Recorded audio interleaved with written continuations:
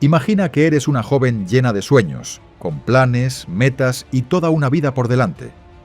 Imagina que una noche sales con tu exnovio, recorres varios lugares, te encuentras con amigos, ríes, conversas y sin saberlo estás viviendo tus últimos minutos.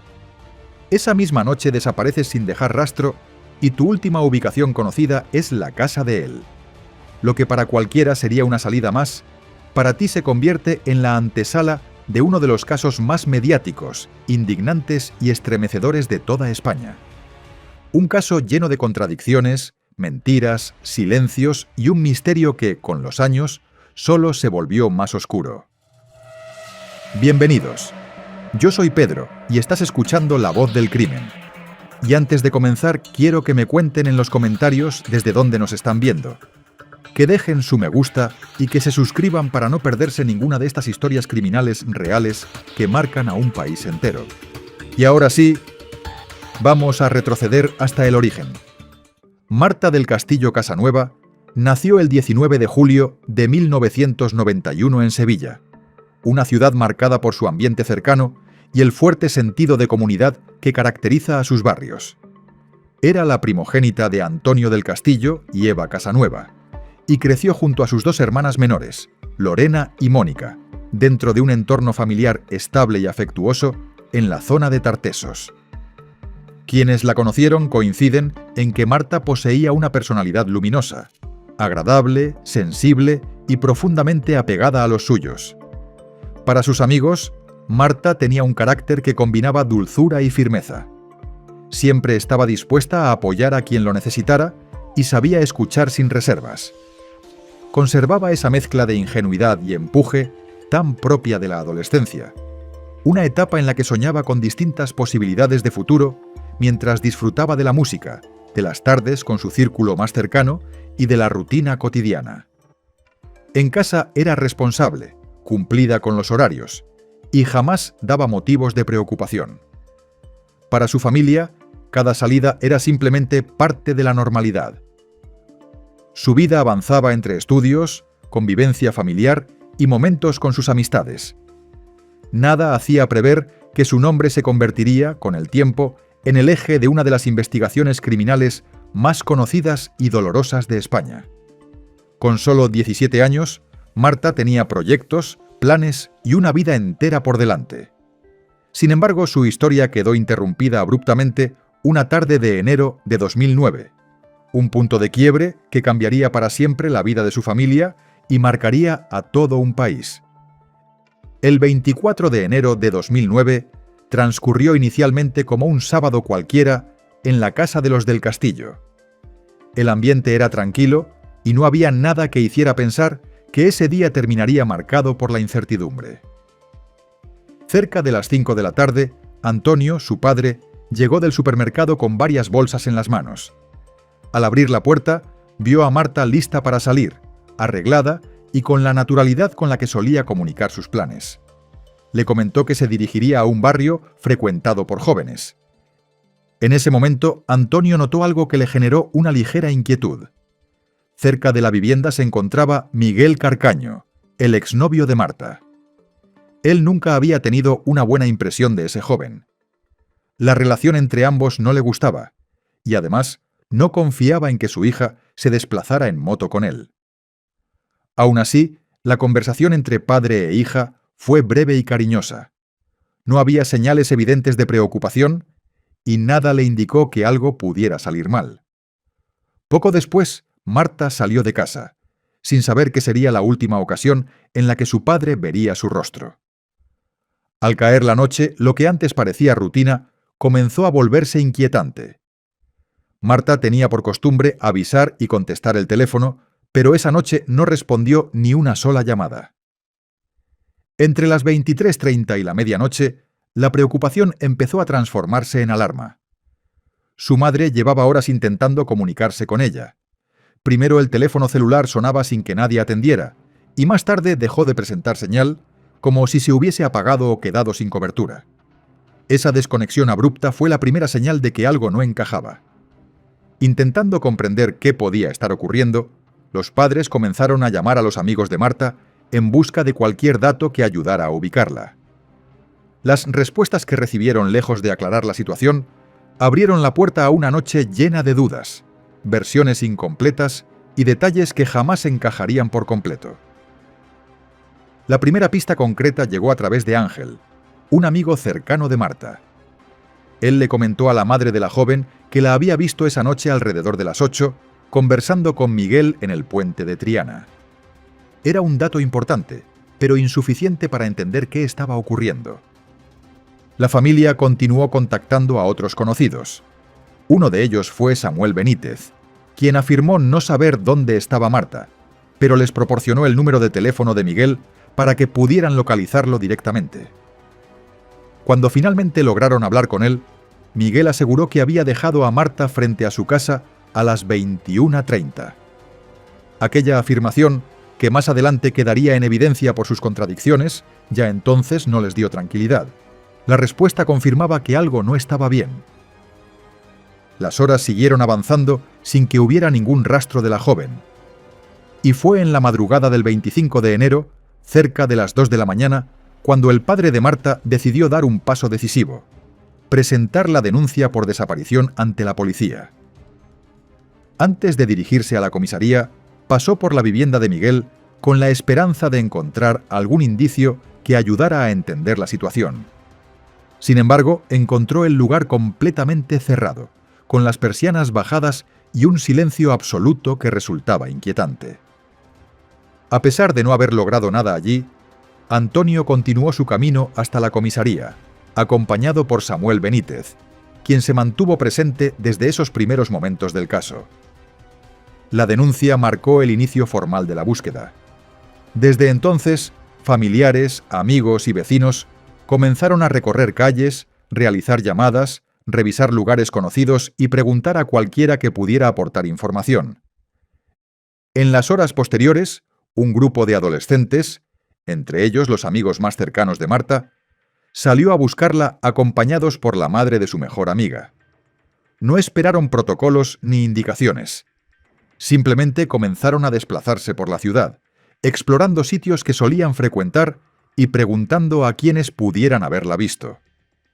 Muy pronto, las miradas se dirigieron hacia un punto en común: el piso ubicado en la calle León 13, un lugar al que Miguel tenía acceso libre y donde, de acuerdo con los primeros indicios, Marta podría haber estado aquella noche. Cuando el grupo llegó al edificio, tocaron de manera insistente la puerta y llamaron repetidamente a Miguel. Nadie respondió. La tensión creció hasta que, finalmente, se abrió la puerta y apareció Francisco Javier Delgado, medio hermano de Miguel. Según relataron quienes estuvieron presentes, su actitud resultó fría, distante y poco natural para la situación. De inmediato, otro detalle generó inquietud: un olor penetrante a productos de limpieza y lejía que provenía del interior del piso. El aroma era tan intenso que varios de los jóvenes lo recordaron con claridad y lo mencionaron posteriormente en sus declaraciones. Francisco Javier aseguró que Marta solo había pasado por allí unos minutos antes para recoger unos CDs y que cuando él regresó ya no se encontraba. También dijo que Miguel se había marchado hacia la casa de su novia, donde solía dormir. Nada de lo que decía parecía coherente, y cuanto más hablaba, más dudas surgían entre quienes buscaban desesperadamente a la joven. Horas después, el tío materno de Marta también acudió al lugar para hablar directamente con Francisco Javier. Además de esa conversación, se tomó el tiempo de consultar a varios vecinos del edificio, buscando cualquier indicio que pudiera aclarar lo que estaba ocurriendo. Fue entonces cuando la inquietud inicial comenzó a transformarse en verdadero temor. Uno de los vecinos declaró haber visto a Miguel en plena madrugada, empujando una silla de ruedas por el pasillo, cargando sobre ella un bulto cuyo contenido no pudo identificar. Otro vecino aportó un dato aún más perturbador. Afirmó haber escuchado gritos y golpes que provenían del departamento, seguidos de un chillido femenino que se cortó de forma abrupta. Después de ese sonido, según relató, el edificio quedó sumido en un silencio inusual, casi forzado, que contrastaba con el estruendo previo. Aunque en ese momento no existían pruebas formales que confirmaran lo que se sospechaba, la suma de testimonios reforzó la sensación de que algo grave había ocurrido dentro de la vivienda. Mientras tanto, el grupo de jóvenes que acompañaba a la familia seguía merodeando por los alrededores, movidos por la desesperación y la urgencia de encontrar a Marta. El ambiente dentro y fuera del edificio era tenso. Tanto el olor a lejía, la actitud distante de Francisco Javier y los testimonios vecinales dibujaban un panorama inquietante que hacía cada vez más difícil mantener la esperanza de que la desaparición tuviera una explicación sencilla. La ciudad, aún dormida durante las primeras horas de aquella madrugada, comenzaba a despertar sin saber que estaba a punto de involucrarse en una de las búsquedas más mediáticas y complejas de los últimos años en España. Con el avance de la investigación, los primeros esfuerzos se concentraron en reconstruir detalladamente las últimas horas en las que Marta fue vista con vida. Según esa primera línea de trabajo, luego de salir de su casa aquella tarde, la joven subió a la motocicleta de Miguel. Eran aproximadamente las 5:45 de la tarde cuando realizaron su primera parada. La vivienda de una amiga a quien Marta debía entregar unos apuntes escolares.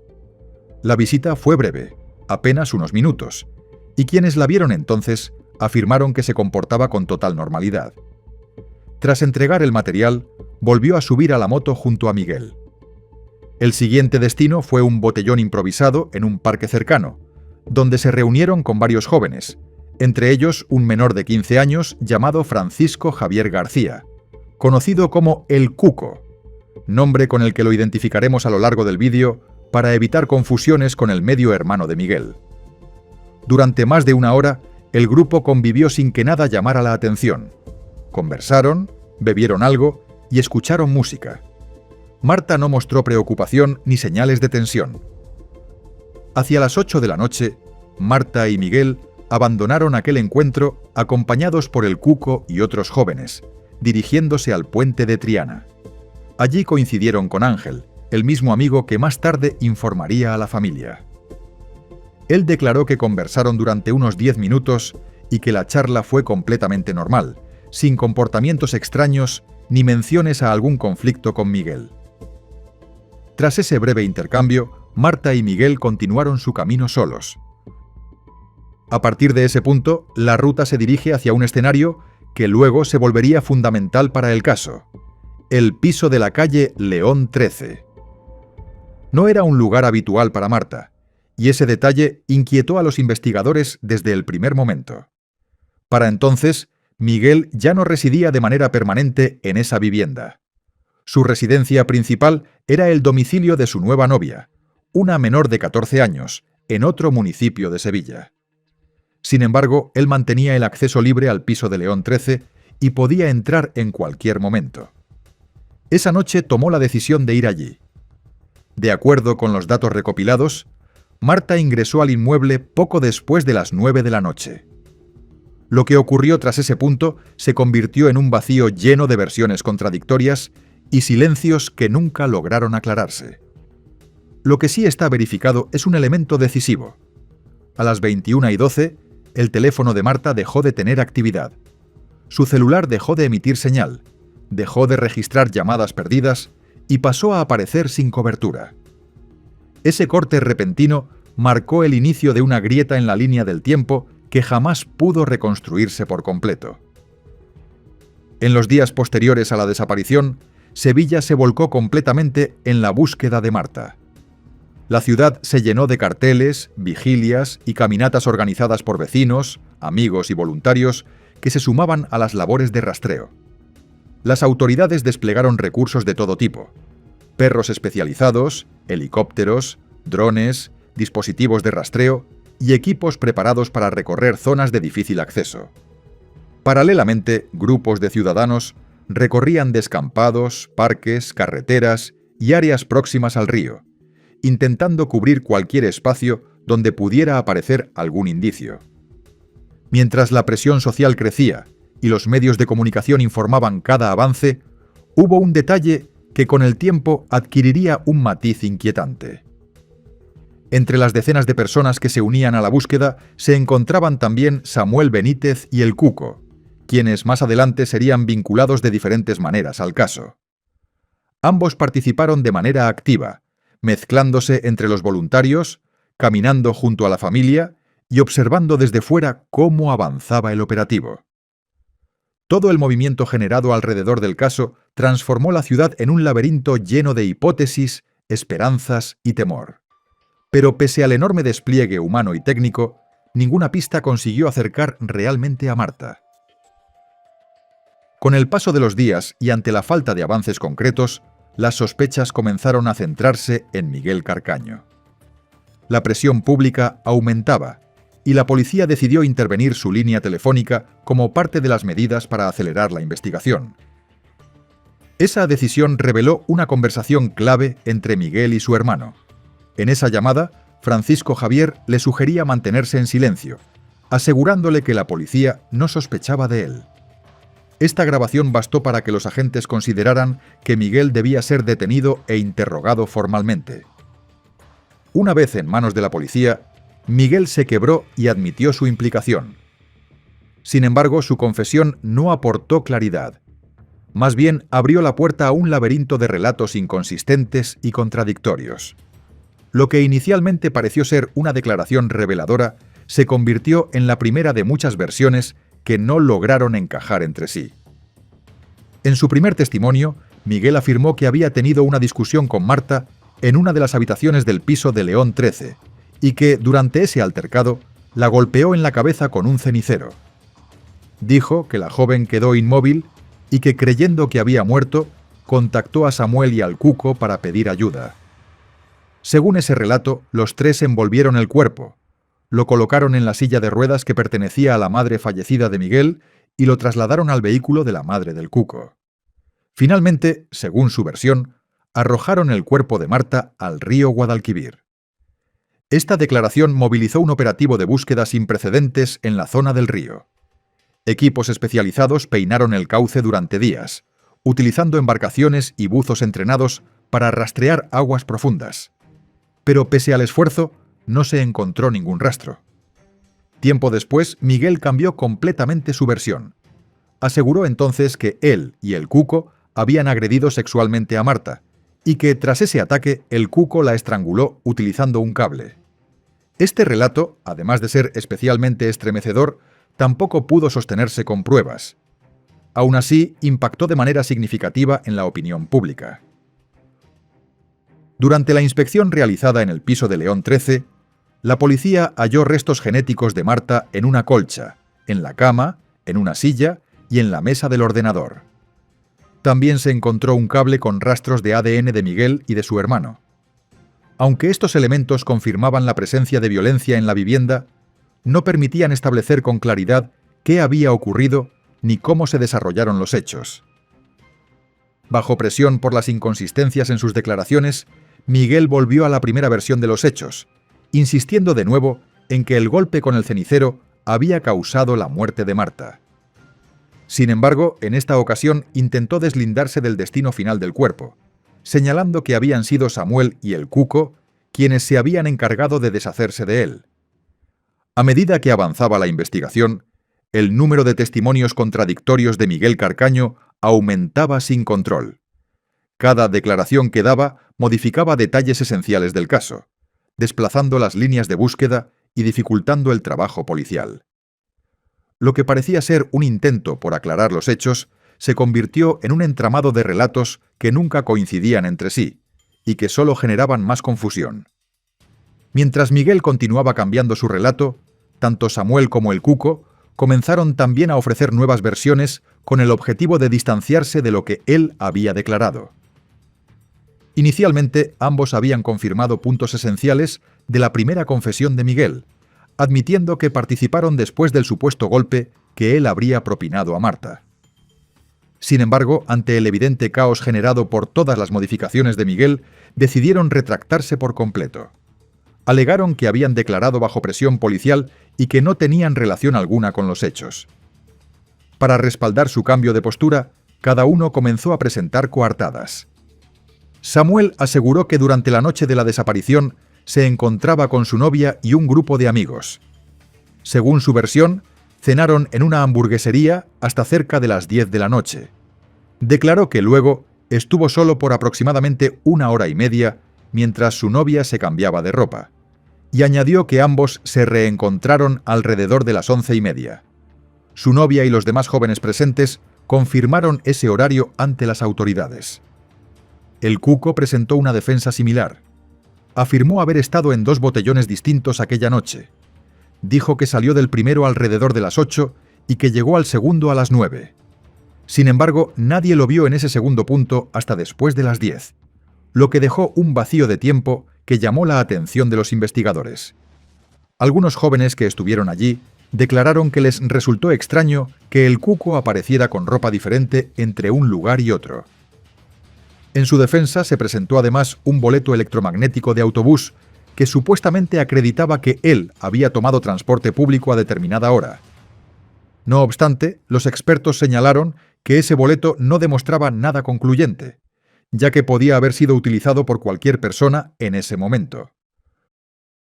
Con el paso del tiempo, las investigaciones derivaron en varios procedimientos judiciales que dieron forma a un panorama complejo, y para la familia de Marta, profundamente frustrante. Debido a que el cuco era menor de edad en el momento de los hechos, el caso se dividió en 2 procesos distintos, uno exclusivamente para él y otro para los adultos que habían sido implicados.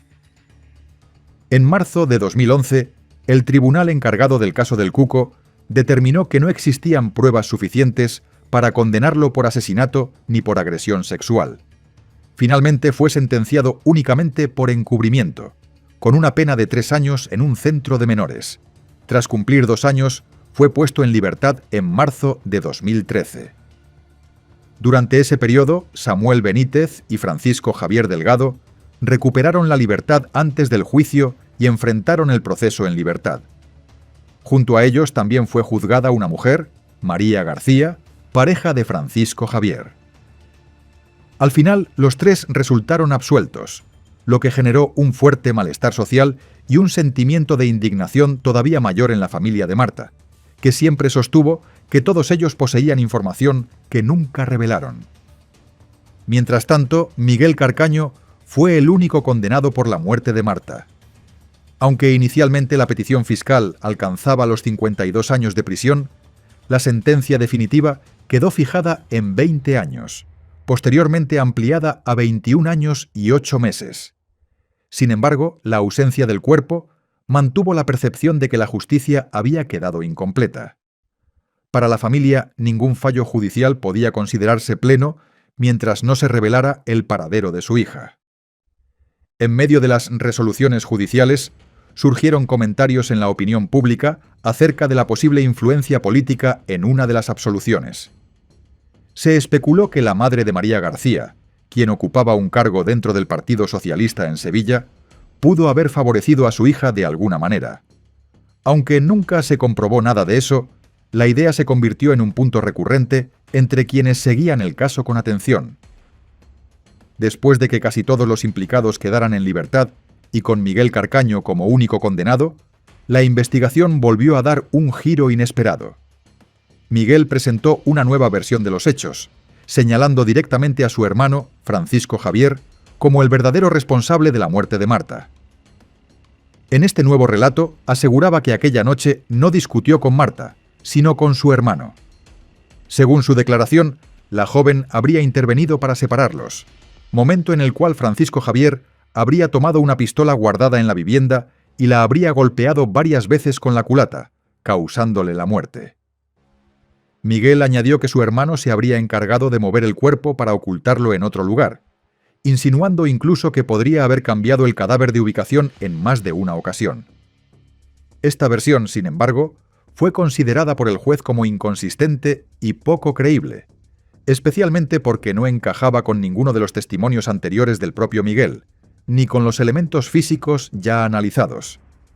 Aún así, la policía realizó búsquedas en la finca de Majalova, el lugar que Miguel señaló como el punto donde supuestamente su hermano había enterrado el cuerpo. A lo largo de los años, esa finca fue registrada varias veces, pero nunca se encontró rastro alguno de Marta. Durante este periodo, surgieron además rumores que aumentaron la desesperación de la familia.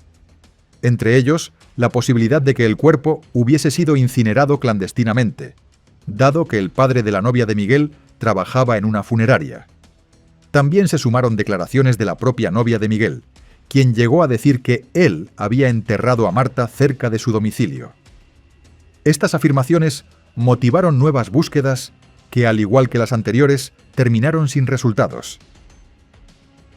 En 2019, al cumplirse una década de la desaparición, salieron a la luz unas grabaciones que volvieron a poner el caso en el centro de la atención pública. En esos audios, el Cuco, junto con su madre y su abogado, reconocía que había mentido durante su declaración sobre la hora en la que regresó a su casa la noche de los hechos. Admitían que no había vuelto a la 1:30 de la madrugada, como aseguró en el juicio, sino cerca de las 4. Esa revelación evidenciaba que habían ocultado información deliberadamente para protegerlo. A raíz de esto, tanto el Cuco como su madre enfrentaron un nuevo proceso, esta vez por falso testimonio, lo que encendió nuevamente la esperanza de que, después de tantos años de versiones contradictorias, alguien se decidiera finalmente a decir la verdad. Sin embargo, mientras surgían estas nuevas revelaciones, la vida de los implicados tomaba rumbos completamente distintos. Tanto el Cuco como Samuel se trasladaron a Francia, formaron familias y continuaron con su vida cotidiana. Francisco Javier y su pareja se mudaron a Málaga, alejándose del foco mediático. Miguel, por su parte, seguía en prisión, pero con el tiempo volvió a modificar detalles sobre lo ocurrido sin aportar pruebas que permitieran esclarecer los hechos. Mientras tanto, la familia de Marta permanecía atrapada en un duelo incompleto, sin cuerpo, sin respuestas y sin un lugar al que acudir para despedirse. A pesar del tiempo transcurrido, el caso volvió a tener actividad judicial en 2025. La Audiencia Provincial de Sevilla ordenó reabrir una parte del expediente, esta vez enfocándose en un posible caso de intrusismo profesional relacionado con el análisis del teléfono móvil de Miguel. El tribunal buscaba determinar si el peritaje había sido realizado por un experto acreditado y si el informe había sido solicitado formalmente por el juzgado o si había sido presentado de manera irregular. Aunque esta reapertura no apuntaba directamente al paradero del cuerpo de Marta, sí habría la posibilidad de que ciertos elementos del proceso pudieran revisarse o revalorarse. Ese mismo año surgió otra polémica relacionada con Miguel. Instituciones penitenciarias incautó en su celda material prohibido, lo que hizo sospechar que podría haber tenido acceso a dispositivos electrónicos o comunicaciones no autorizadas. Esto generó una investigación interna que pasó a manos del juzgado y volvió a alimentar dudas sobre qué información pudo haber manejado desde prisión y si esa actividad estaba relacionada con su historial de versiones cambiantes. En el ámbito civil también hubo novedades. Un juez dictaminó embargar el salario que Miguel recibía por su trabajo dentro de la prisión, permitiéndole conservar únicamente 200 euros mensuales para sus gastos personales y destinando el resto a la indemnización que adeudaba a la familia de Marta. Aunque se trataba de una medida con más peso simbólico que práctico, demostraba que la justicia continuaba buscando mecanismos para que él asumiera, al menos parcialmente, las responsabilidades económicas derivadas del crimen. La decisión que mayores reacciones generó ese mismo año fue el traslado de Miguel a una cárcel en Málaga. Aunque el movimiento se justificó oficialmente por razones disciplinarias y logísticas, los medios señalaron que ese centro contaba con instalaciones consideradas más cómodas que otras prisiones, incluyendo áreas deportivas, un gimnasio completo e incluso una piscina climatizada. La noticia provocó indignación entre la familia de Marta y entre buena parte de la sociedad, que consideraba inaceptable que un condenado por un crimen tan doloroso pudiera cumplir su pena en un entorno percibido como privilegiado. Pese a que instituciones penitenciarias defendió que el traslado no respondía a ningún beneficio especial, la percepción general fue que, nuevamente, las circunstancias parecían favorecer a quien menos lo merecía.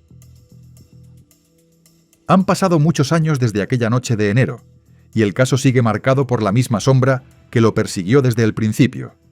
Marta continúa sin aparecer.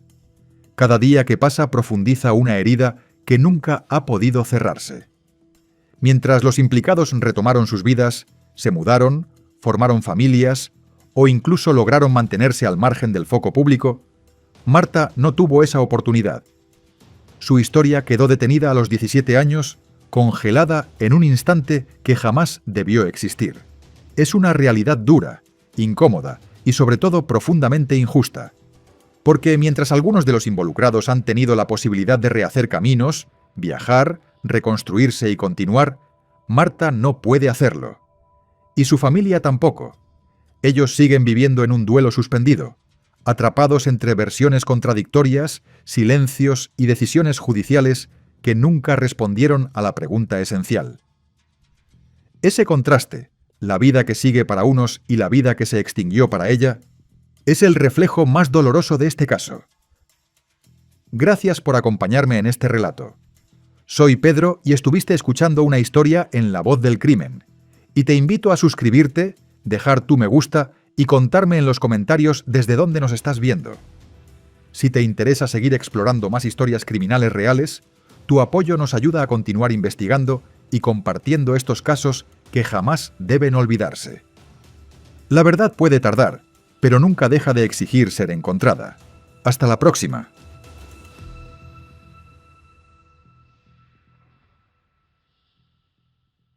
Imagina por un momento asistir al funeral de un ser querido, rodeado de personas llorando, abrazos, dolor, silencio. Ahora imagina descubrir, tiempo después, que entre esos abrazos había un asesino, el mismo que horas antes había terminado con la vida de la persona que todos estaban llorando, que mientras la familia gritaba por justicia, él estaba ahí, secándose lágrimas que no le pertenecían, consolando a la madre de la víctima, observando el sufrimiento que él mismo había provocado con absoluta frialdad. Así comenzó el caso de Bianca, uno de los crímenes más perturbadores, traicioneros y emocionalmente devastadores de Brasil. Un caso donde el monstruo no vino de la calle, no fue un desconocido, ni apareció de la nada. Estuvo siempre dentro de la familia, disfrazado de hombre bueno, fingiendo ser parte del hogar, hasta que un día su verdadero rostro salió a la luz de la forma más brutal. Hola a todos, yo soy Pedro y estás escuchando La Voz del Crimen. Bienvenidos a este espacio donde analizamos historias reales que impactan, estremecen y sobre todo nos recuerdan lo importante que es escuchar las señales que muchas veces ignoramos. Antes de comenzar, cuéntenme en los comentarios, ¿desde qué país o ciudad nos están viendo hoy? Siempre me encanta saber hasta dónde llega esta comunidad. Y por supuesto, deja tu me gusta y suscríbete, porque así apoyas muchísimo este trabajo y permites que sigamos contando casos como este con toda la seriedad y profundidad que merecen. Ahora sí, viajemos al principio de esta historia. Bianca María Ribeiro Consoli nació el 29 de febrero de 1992. En São Paulo, Brasil. Era la hija menor de Marta Consoli y creció junto a su hermana mayor, Dayana. Su familia y su círculo cercano la describían como una joven con un carácter dulce, afectuoso y siempre dispuesta a ofrecer una sonrisa. Tenía una forma cálida de relacionarse con los demás, lo que hacía que la gente la percibiera como alguien amable y accesible.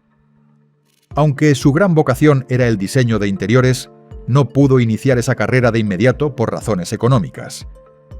Decidió entonces estudiar administración con la intención de que, más adelante, pudiera costearse los estudios que realmente deseaba. A pesar de estas limitaciones, mantenía una actitud optimista y trabajaba con dedicación para construir un futuro más estable.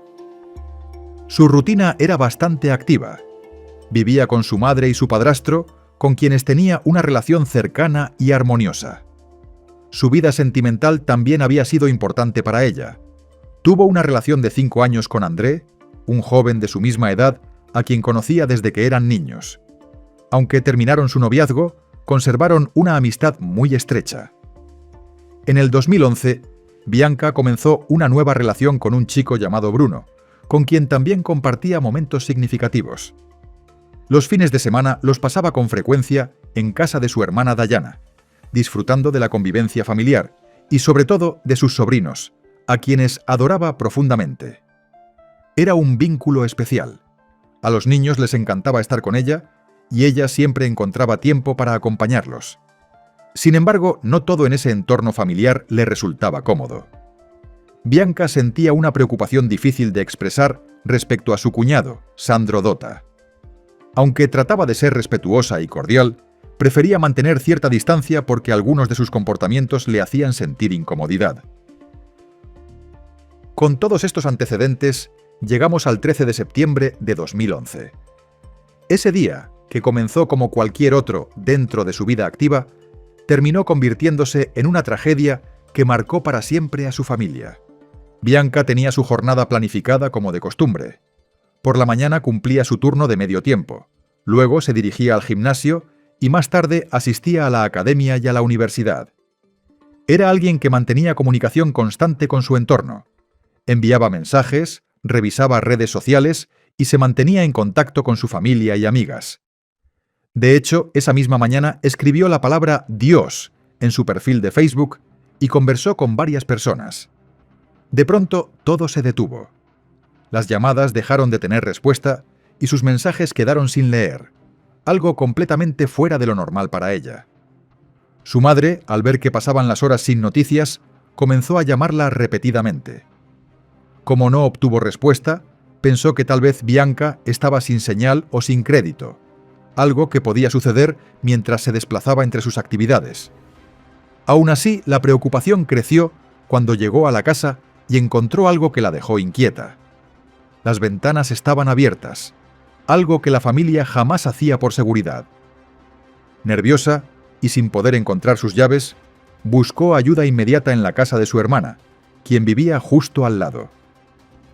Fue entonces cuando uno de los sobrinos de Bianca, un niño de 10 años, decidió entrar por una ventana para abrir la puerta desde dentro. Lo que vio al cruzar el marco de la ventana cambió por completo la vida de todos.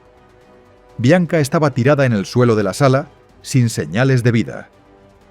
Una vecina intentó reanimarla en un impulso desesperado por ayudarla. Durante ese intento, una bolsa plástica salió de la boca de Bianca, una imagen que revelaba parte de lo que había vivido en sus últimos momentos. Cuando los servicios de emergencia llegaron, no pudieron hacer nada más que confirmar su muerte. Tras el hallazgo del cuerpo de Bianca, las autoridades iniciaron las investigaciones, intentando entender qué había ocurrido dentro de aquella vivienda que, hasta ese día, era considerada un espacio seguro. La primera hipótesis que surgió fue la de un robo que habría salido mal. Según esta idea inicial, alguien habría ingresado con la intención de llevarse objetos de valor, y al encontrarse con la joven en el interior, la habría atacado. Sin embargo, esa hipótesis duró muy poco. Al revisar minuciosamente la casa, la policía no encontró indicios de hurto. No faltaba dinero, ni aparatos electrónicos, ni nada que pudiera justificar un robo como móvil. Aunque el lugar presentaba desorden y había señales claras de lucha, la ausencia de objetos sustraídos indicaba que la escena había sido alterada con otro propósito. Los peritos encontraron también elementos llamativos, entre ellos un par de tijeras que nadie en la familia reconoció como propio, cabello corto en las escaleras que no pertenecía a ninguno de los habitantes de la casa y material genético debajo de las uñas de Bianca, lo que demostraba que ella forcejeó con su agresor. A esto se sumaban las marcas defensivas en su cuerpo y los resultados preliminares de la autopsia, que confirmaban asfixia por estrangulamiento y la presencia de una bolsa plástica dentro de su boca. Además, aunque no existía una confirmación definitiva en ese primer examen, se observaron lesiones que sugerían posible agresión sexual. A pesar de los hallazgos, la policía seguía considerando la posibilidad del robo hasta que la familia insistió en un detalle que no podía ignorarse.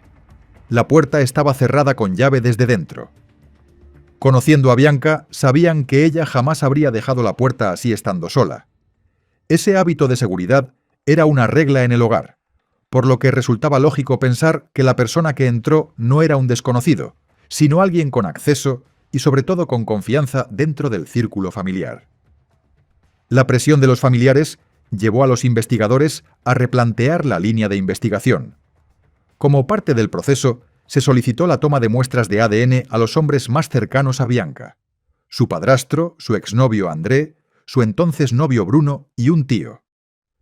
Todos colaboraron sin resistencia, entregando sus muestras de inmediato.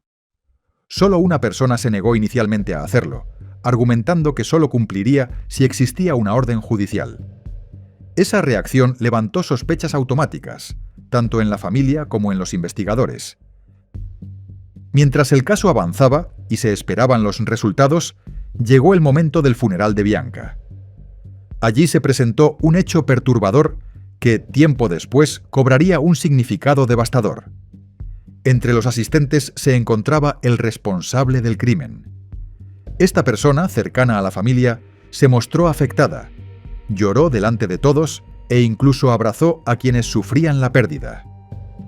Fingió compartir el dolor que él mismo había causado, moviéndose entre los presentes sin levantar sospechas, protegido por la aparente normalidad que había construido dentro del entorno familiar.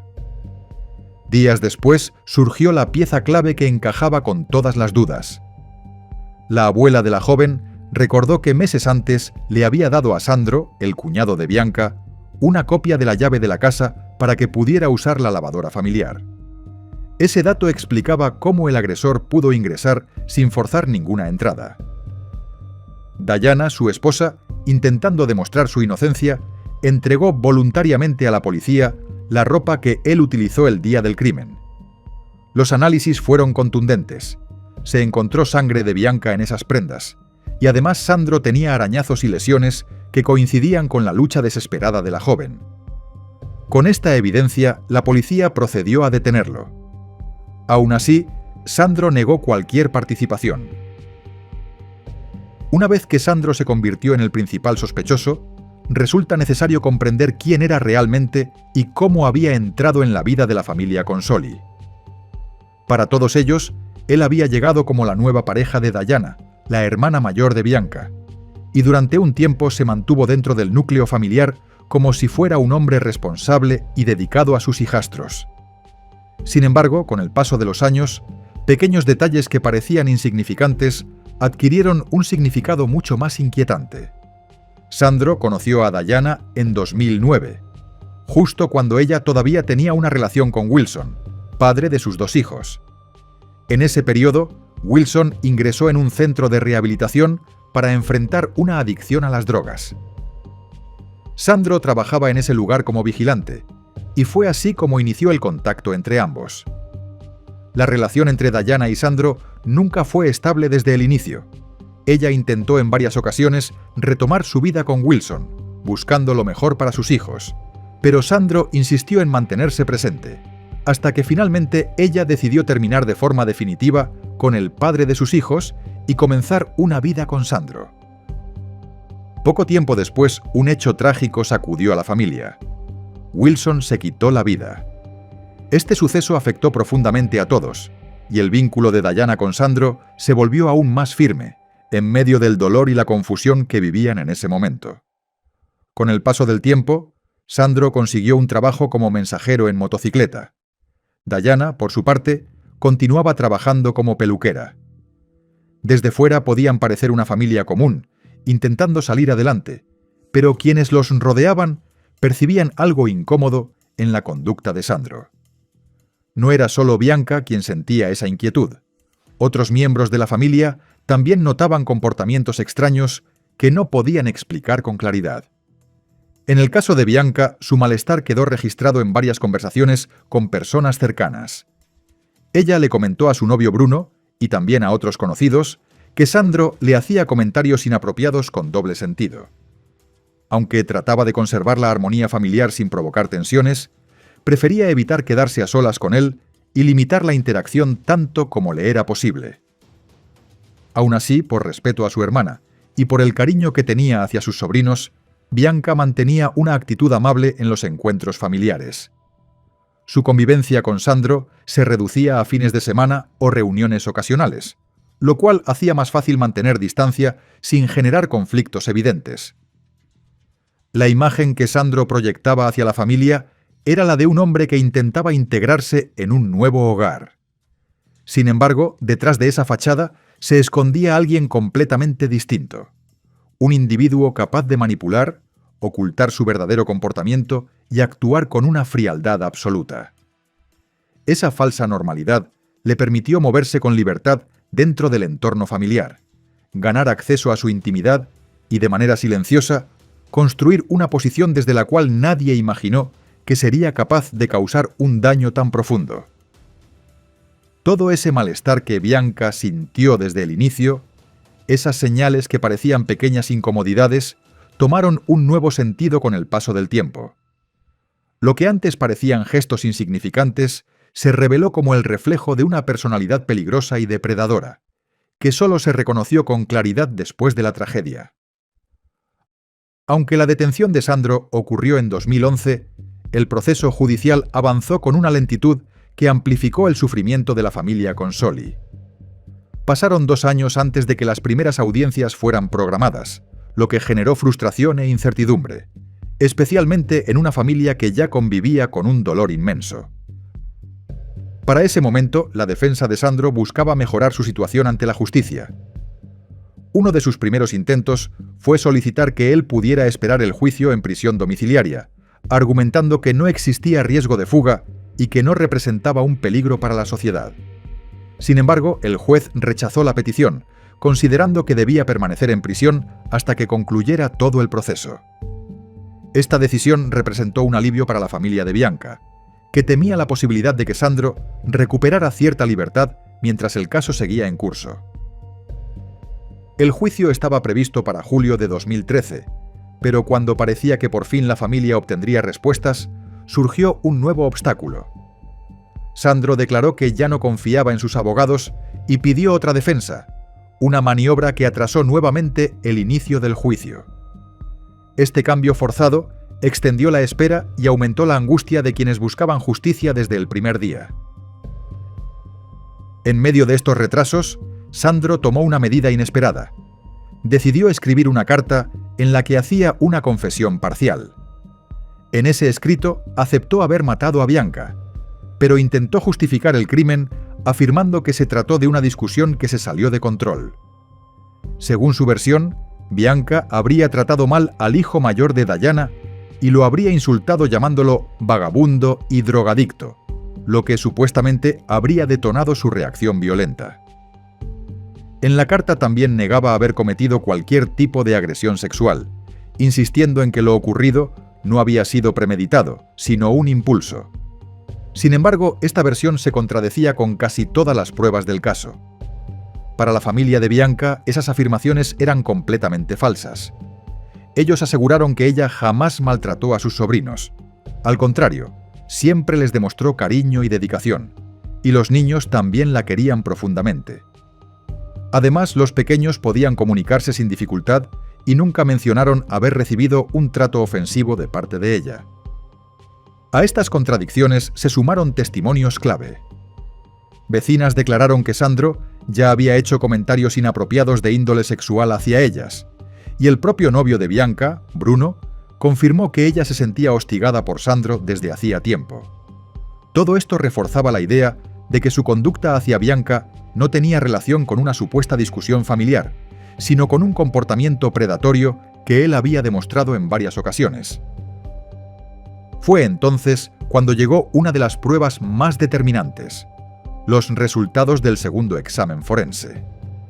A diferencia del primero, este estudio confirmó que Bianca había sido violada en 2 ocasiones. Este hallazgo derrumbó completamente la versión de Sandro y dejó en evidencia la gravedad y la violencia extrema del ataque. Lo que él describió como un arrebato perdió toda credibilidad frente al análisis forense y los múltiples indicios que ya apuntaban hacia un crimen brutal y premeditado desde el comportamiento del agresor. Con estas pruebas, la imagen que Sandro intentaba presentar ante el tribunal se vino abajo. El proceso judicial se acercaba finalmente a un punto crucial, con la verdad mostrando cada vez con más claridad la magnitud del daño que él había causado. Tras el derrumbe definitivo de la versión de Sandro, el juicio avanzó hacia una etapa en la que ya no quedaba espacio para interpretaciones ambiguas. Cuando todas las pruebas fueron incorporadas al proceso, el análisis forense completo, los testimonios de vecinos que habían recibido comentarios de carácter sexual por parte de Sandro y las declaraciones de Bruno, quien confirmó que Bianca se sentía hostigada por él, el tribunal pudo observar con claridad el patrón de conducta que venía manifestando desde hacía tiempo. La exposición de cada uno de estos elementos dejó claro que los hechos no obedecían a una discusión espontánea ni a una reacción impulsiva, como él intentó sugerir. Por el contrario, el conjunto de pruebas revelaba la presencia de un agresor que actuó con violencia extrema y que ya había demostrado comportamientos inquietantes en su entorno. Con la evidencia científica y los testimonios respaldando esta versión, el tribunal dejó de lado cualquier duda sobre lo ocurrido esa tarde de septiembre de 2011. Una vez que todo el material probatorio fue presentado y valorado, llegó el momento más esperado por la familia Consoli: la sentencia. En el año 2014, Sandro fue declarado culpable por la violación y el asesinato de Bianca.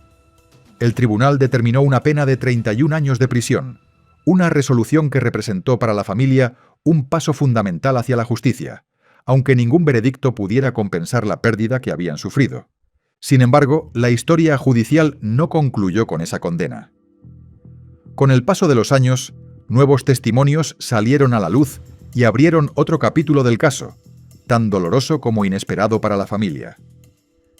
En el año 2018, los hijos de Dayana, quienes habían convivido con Sandro durante su relación, revelaron que él los había abusado sexualmente desde 2009, justo cuando comenzó a vivir con ellos.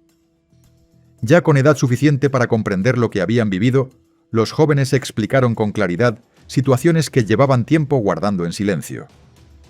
Relataron que Sandro los tocaba cuando los bañaba, aprovechando momentos cotidianos para manipularlos. También contaron que los obligaba a tocarlo y que en varias ocasiones abusaba sexualmente de ambos dentro de su propia habitación. Lo más devastador era que estos hechos ocurrían frecuentemente mientras Dayana trabajaba en la peluquería, sin imaginar lo que estaba sucediendo en su casa. Para respaldar las declaraciones de los jóvenes, se realizó un informe psicológico que concluyó que ambos presentaban signos consistentes con víctimas de abuso sexual, lo que fortaleció la credibilidad de sus relatos. Con esta información, en 2019, Sandro volvió a enfrentar a la justicia, esta vez por los delitos cometidos contra los niños. El resultado fue contundente. Recibió una condena de 39 años de prisión por cada uno de los menores, penas que se sumaban al castigo ya impuesto por el asesinato de Bianca. Para la familia Consoli, esta nueva sentencia representó un reconocimiento importante. Era la primera vez que se consideraba la dimensión completa del daño que Sandro había causado dentro del hogar. No solo habían perdido a Bianca, sino que también descubrieron que los niños habían estado expuestos al mismo agresor durante años. Pero la batalla legal no terminó ahí. En 2020, la defensa de Sandro presentó una apelación contra la condena por los abusos sexuales. Sus abogados argumentaron que los testimonios de los chicos eran falsos y que la familia habría inventado las acusaciones. A pesar del informe psicológico y de la coherencia en los relatos, el tribunal anuló la sentencia por los abusos, dejando vigente únicamente la condena de 31 años por el crimen de Bianca. Esta decisión golpeó profundamente a la familia. Para ellos, los jóvenes habían dicho la verdad, y ver que sus testimonios no fueron completamente reconocidos por la justicia fue doloroso y frustrante. Sin embargo, dejaron claro que no abandonarían la lucha. Su intención es seguir apelando y continuar el proceso hasta que se reconozca cada uno de los delitos cometidos por Sandro. Marta, la madre de Bianca, expresó que Sandro destruyó la vida familiar. No solo les arrebató a su hija, sino que también dañó a 2 niños que crecieron creyendo estar protegidos. Para Dayana el dolor es doble. Perdió a su hermana y también debe enfrentar la culpa de haber permitido sin saberlo que Sandro permaneciera en su hogar. La historia judicial sigue abierta y la familia Consoli continúa firme en su búsqueda de justicia total. Lo más escalofriante de esta historia es que el monstruo no vino del exterior. No cruzó una puerta rompiendo cerraduras ni irrumpió en medio de la noche. No, el asesino fue alguien a quien la familia le abrió la casa, la mesa y la confianza. Alguien que se mezcló entre ellos, que compartía almuerzos y conversaciones casuales como si fuera un integrante más. Y cuando Bianca murió, a manos de esa misma persona, cuando su luz fue apagada brutalmente, él tuvo la sangre fría de asistir a su funeral, de llorar frente al ataúd, de abrazar a su madre y mirar a los ojos a su propia esposa, sabiendo perfectamente que esas lágrimas no eran de dolor, sino parte de una actuación calculada. Es difícil imaginar un nivel de traición más profundo. No existe palabra que describa la frialdad de matar a una joven inocente y después colocarse frente a su familia fingiendo empatía. Ese acto, para muchos, fue incluso más repugnante que el crimen mismo. Un intento de camuflarse entre el dolor ajeno para desviar la atención, para aparentar humanidad donde ya no quedaba ninguna. Hoy su máscara está completamente rota y su nombre permanece como un recordatorio de que no todos los peligros vienen de lejos. A veces duermen demasiado cerca. Si esta historia te estremeció y quieres seguir escuchando más casos criminales reales, recuerda, suscríbete al canal, déjame tu me gusta y cuéntame en los comentarios desde qué país nos estás viendo. Gracias por acompañarme hasta el final. Soy Pedro y estuviste escuchando una historia en La Voz del Crimen. Nos escuchamos en el próximo caso. Porque la verdad siempre sale a la luz, incluso cuando intenta esconderse detrás de lágrimas falsas. Hasta la próxima.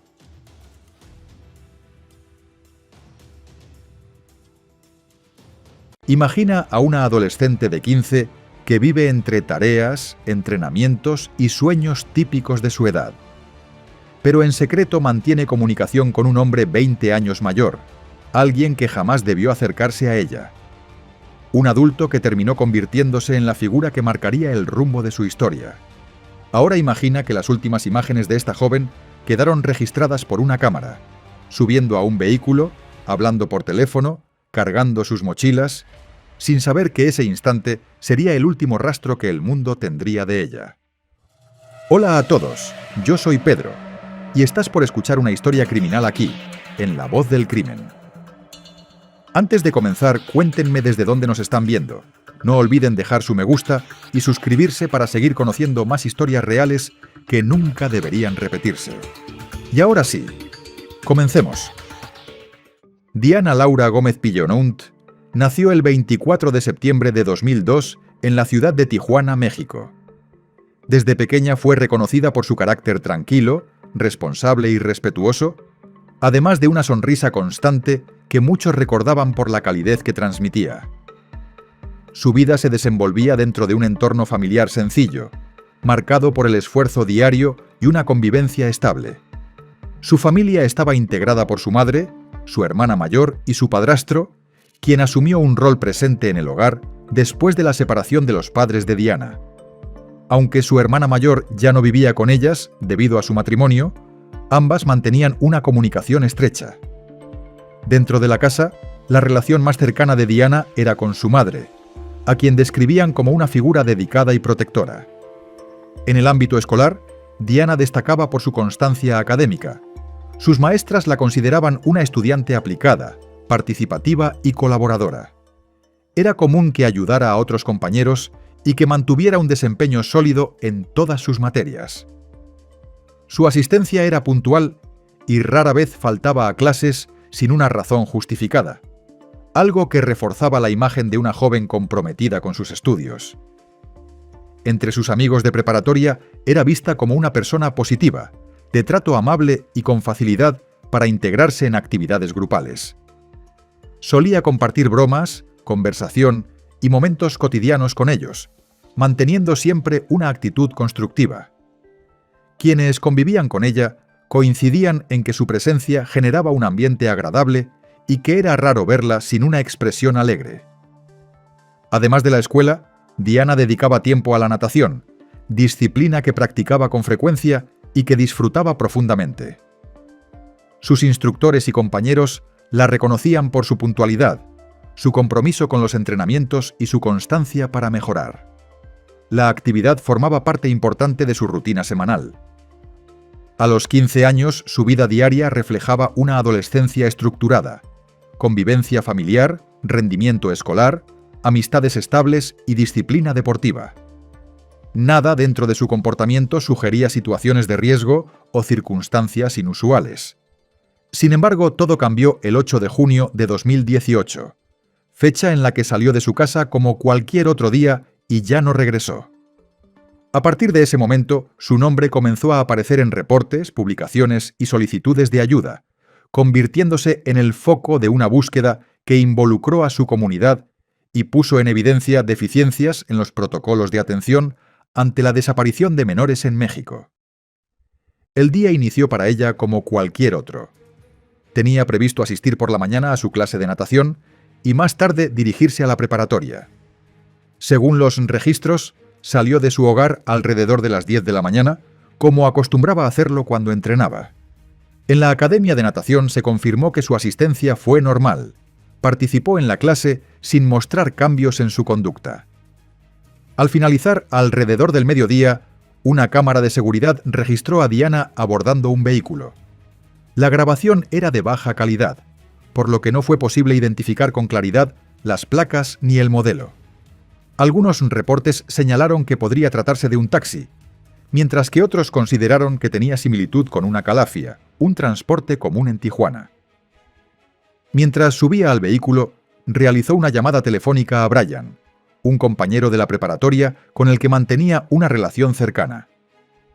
Algunos lo describían como amigo, otros sugerían una relación sentimental, aunque nada de esto se confirmó oficialmente. Durante la llamada, Diana comentó que no asistiría a clases ese día porque una amiga estaba pasando por dificultades y planeaba ayudarla. También le pidió que presentara un examen en su lugar, a lo que él accedió. Esa llamada se convirtió en el último contacto directo conocido de Diana. En el video puede verse que carga dos mochilas, una con sus útiles escolares y otra con su equipo de natación. Después de abordar el vehículo, la cámara deja de registrarla, convirtiendo esa imagen en el último rastro visual verificable de la joven. Su regreso habitual a casa debía producirse alrededor de las 8 de la noche. Sin embargo, al no verla llegar, su madre comenzó a inquietarse. Intentó comunicarse con ella en varias ocasiones, pero no obtuvo respuesta. Conforme avanzaban las horas sin señales, la preocupación aumentó y la familia decidió denunciar su desaparición. A pesar de la denuncia, la alerta Amber se activó hasta el 11 de junio, 3 días después. Esta demora fue considerada crítica, pues las primeras horas suelen ser determinantes para localizar a menores desaparecidos. Durante ese periodo, las autoridades apenas habían iniciado los procedimientos básicos de investigación. En los días posteriores se reconstruyeron los desplazamientos de Diana. Se verificó que asistió a natación, pero nunca llegó a la preparatoria. Profesores, compañeros y entrenadores coincidieron en que ella no acostumbraba faltar sin aviso, menos aún en un día de examen. Por eso la hipótesis de una ausencia voluntaria no encajaba con su perfil. Aún así, la primera línea de investigación oficial sostuvo que Diana pudo haberse ido por decisión propia. Argumentaron que no se observaba fuerza en el video y que llevar dos mochilas podía interpretarse como parte de un plan para huir. Su madre desestimó esta versión al explicar que su hija siempre utilizaba dos mochilas, una escolar y otra para natación. Otro dato relevante fue el último registro del teléfono celular, ubicado en su casa alrededor de las 4 de la tarde, antes de apagarse definitivamente. Ningún vecino declaró haberla visto regresar, lo que generó dudas sobre la manipulación del dispositivo. Mientras la familia exigía avances, amigos, compañeros y maestros se organizaron por su cuenta. El 12 de junio, un día después de activarse la alerta, más de 4.000 estudiantes y docentes marcharon en Tijuana difundiendo su imagen. Pegaron carteles, repartieron volantes y ocuparon las redes sociales con su fotografía, aunque los esfuerzos no condujeron a una pista concreta. Esta primera fase dejó la percepción de una respuesta institucional lenta y basada en supuestos poco sólidos. Mientras la comunidad actuaba por iniciativa propia, la familia observaba cómo la investigación avanzaba con escasos resultados, convirtiendo el caso de Diana en una situación marcada por incertidumbre y falta de claridad. Desde el inicio, la investigación avanzó con dificultades. La familia de Diana percibió que, más que impulsar una búsqueda exhaustiva, las autoridades parecían enfocarse en justificar las primeras decisiones tomadas. Para ellos, la activación tardía de la alerta Amber fue el primer indicio de que el caso no estaba siendo atendido con la urgencia que requería la desaparición de una menor. A pesar de que los días siguientes eran cruciales, las autoridades insistieron en sostener la hipótesis de que Diana se había ido por voluntad propia. Mientras las autoridades sostenían sus primeras conclusiones, nuevas líneas de investigación comenzaron a plantearse.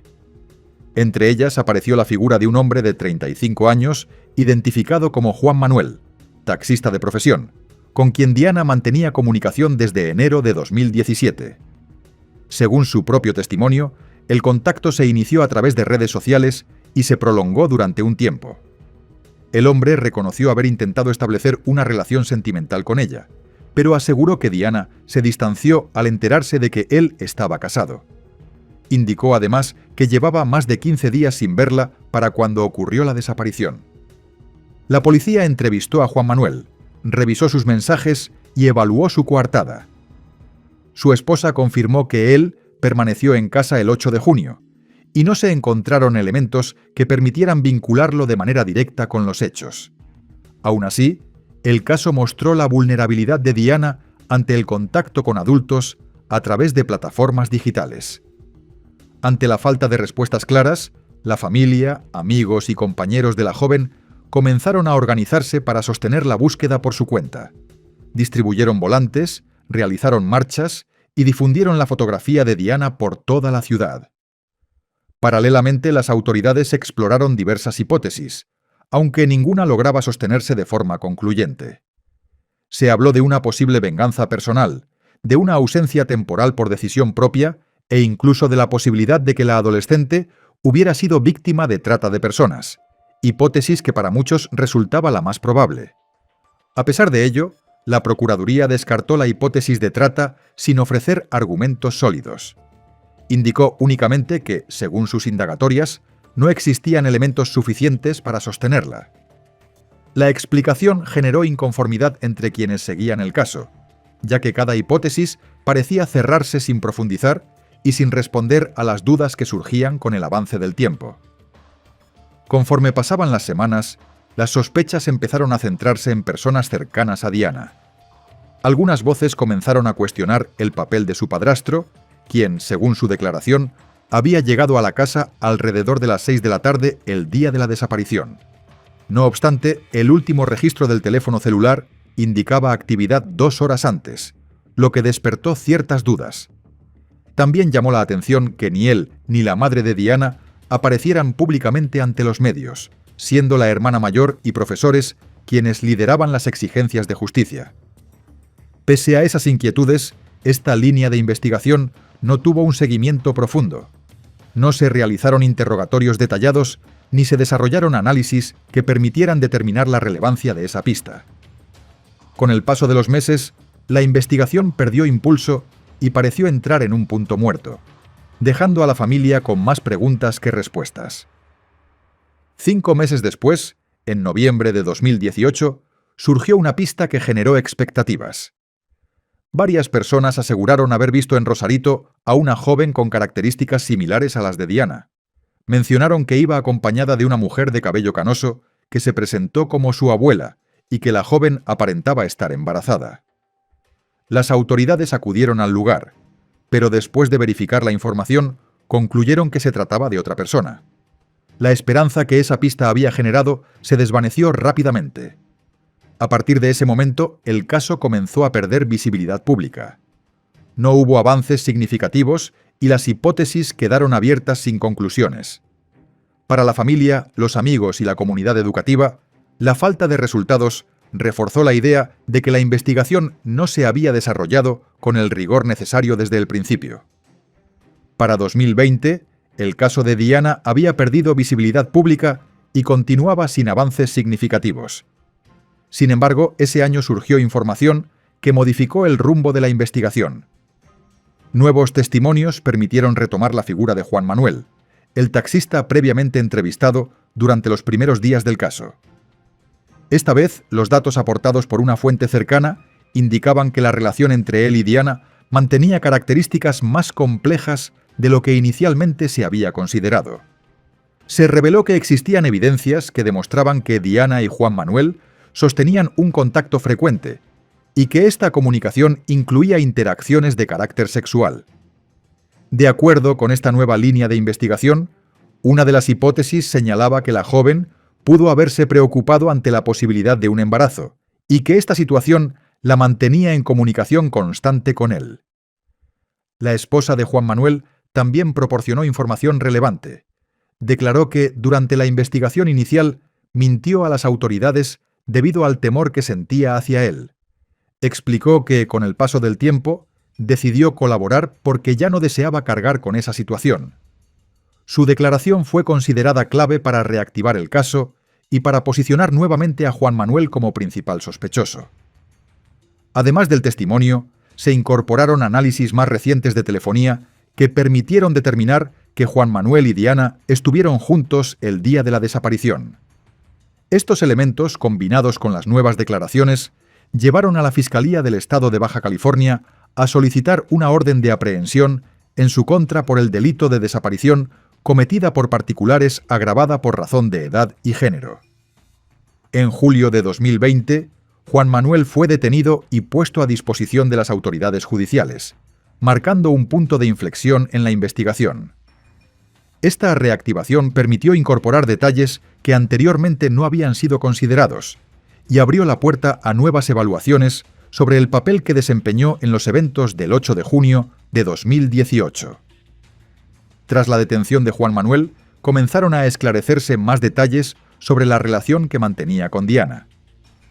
Los testimonios recopilados por la Fiscalía indicaron que el vínculo entre ambos había iniciado cuando la joven tenía aproximadamente 14 años. Lo que en un principio pudo considerarse una interacción amistosa, evolucionó hacia una relación con componentes de carácter íntimo, según relataron personas cercanas a ella. Una amiga de Diana declaró que Juan Manuel solía comunicarse con la joven casi a diario. Explicó que él acostumbraba a recogerla en la ruta donde trabajaba como taxista. También mencionó que Diana tenía guardado su número telefónico bajo el apodo Love, lo cual evidenciaba el tipo de cercanía que él intentaba mantener. La misma amiga relató que, tiempo antes de la desaparición, Diana expresó sentirse presionada por esa relación. Comentó que la joven temía la posibilidad de estar embarazada y que Juan Manuel le había proporcionado una pastilla anticonceptiva de emergencia. Aún así, ella continuaba preocupada porque su menstruación no había llegado, situación que incrementó su inquietud. El proceso judicial avanzó durante los años posteriores a la detención de Juan Manuel. Finalmente, el 5 de noviembre de 2022, a más de 4 años de la desaparición de Diana, un juez de control emitió una sentencia en su contra. Juan Manuel recibió una pena de 56 años y 6 meses de prisión, además del pago de 725.400 pesos como reparación del daño.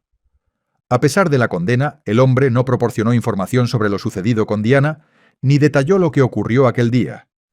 Esta falta de colaboración dejó sin respuesta uno de los aspectos más importantes del caso: el paradero de la joven. Para su familia, ese vacío significó la continuidad de la incertidumbre, ya que, aun con una sentencia firme, no se logró recuperar el cuerpo ni reconstruir los últimos momentos de la adolescente. Diana estaba a punto de cumplir 16 años tras su desaparición. Su familia esperaba poder celebrarlo con ella, pero la ausencia permanece intacta.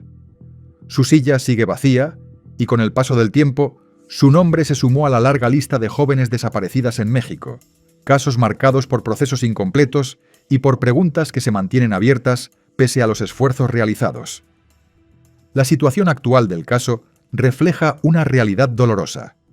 Aunque existe una persona sentenciada, la verdad sobre lo que ocurrió sigue sin conocerse plenamente.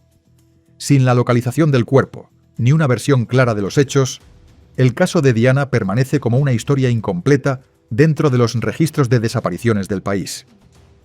Al finalizar este caso, queda claro que no solo se trata de una desaparición, sino de una cadena de fallas institucionales que marcaron para siempre a una familia y a toda una comunidad. Cuando un sistema tarda en actuar, cuando las primeras horas se desperdician y cuando las hipótesis se sostienen sin fundamento, las consecuencias pueden ser irreversibles. Historias como esta nos recuerdan que no basta con detener a un responsable.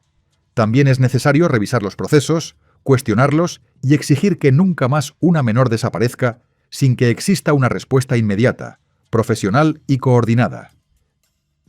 Yo soy Pedro y acabas de escuchar una historia criminal aquí, en La Voz del Crimen. Si este caso te impactó, te invito a suscribirte, dejar tu me gusta y contarnos desde dónde nos estás viendo. Así podremos seguir trayéndote más relatos reales que merecen ser contados y recordados. La verdad puede tardar, pero nunca debe dejar de buscarse. Hasta la próxima.